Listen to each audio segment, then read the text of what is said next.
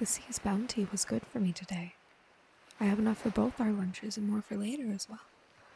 What did the sea tell you and your fancy machines today? Oh? Well, of course the waters are warmer than last year. And the year before that. I could have told you that much. If you need to know that sort of thing, you could always just ask me. I have been fishing here all my life. And my mother, all of hers, on and on for generations. You scientists are quite silly sometimes. Oh?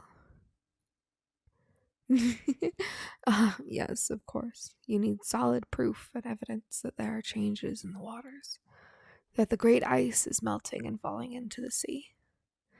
Not like the great bears growing hungry and venturing into the towns are not proof enough of that. Here, some salted fish. You have not eaten today yet. Just your usual coffee. Or was it tea? I do not remember what you carry in that metal jug of yours. Only that you are not eating healthy. How do you intend to stay warm if you only drink enough to keep your eyes open?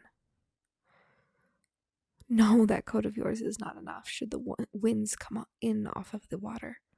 That much I know, and you should listen. Who is the one who knows most of this place?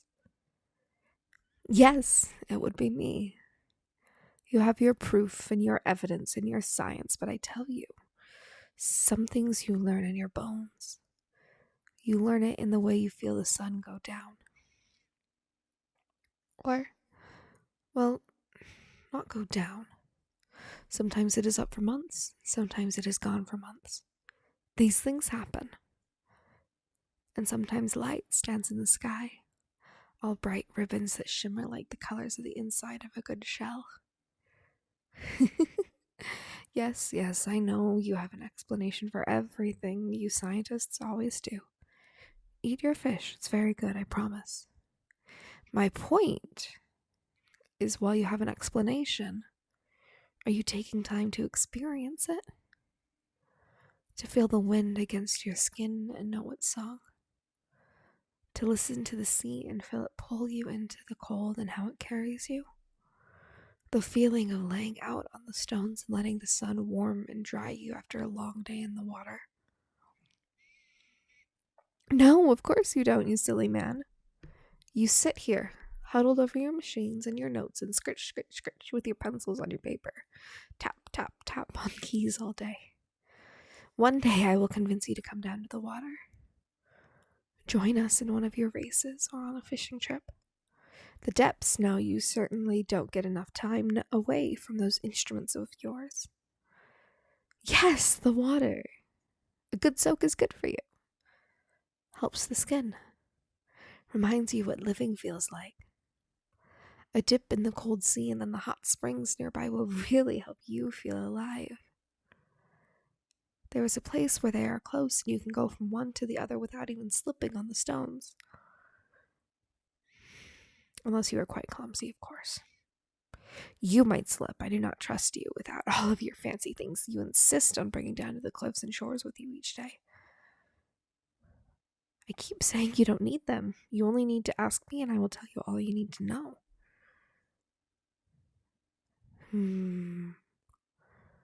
See?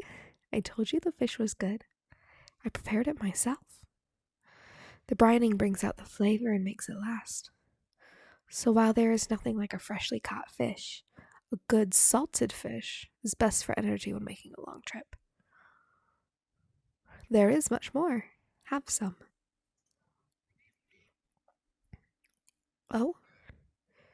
You are cold? See, this is what I mean. Here, I've been meaning to give this to you for some time, and I wanted you to have it, my silly man. I'll keep you warm always. You like it? That is my pelt. So you must take the best care of it. I will be quite cross otherwise, you know. Yes, my pelt. You've seen me with it draped about my waist or my shoulders. I always keep it close. Can't be too careful after everything that's happened. All the women of my family keep a sharp eye on their pelts after all.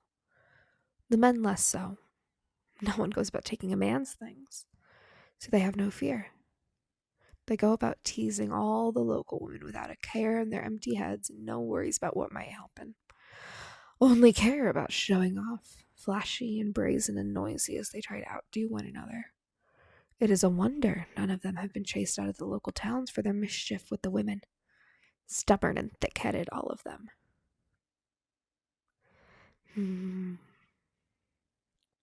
Much like you, my scientist. But unlike those brothers of mine, you are stubborn and clever. Tapping away at your machines, even when you are too hungry or too cold. Eat your fish. My pelt will keep you warm while you work. You will think more clearly with a full belly and warm limbs, I know. Of course my pelt is a seal pelt, my silly man. It's mine. What did you think it would be? No, of course I did not kill any seals to get it. What sort of cursed fool did you take me for? No. Anyone who kills seals here will regret it for generations. Absolutely not. Would never resort to such violence. What do I mean? It's my pelt. What do you think I mean? What is mine is mine. That pelt is my pelt, and I am letting you keep warm with it. You know, most men would steal such pelts and hide them away, and here I am giving it to you. Others would have locked it up or hid it and make me come chase then. But you, my silly man, you do not know what it is you hold, do you? My lovely, foolish scientist, have I not brought you food and drink? Ensured your safety by the cliff and waters?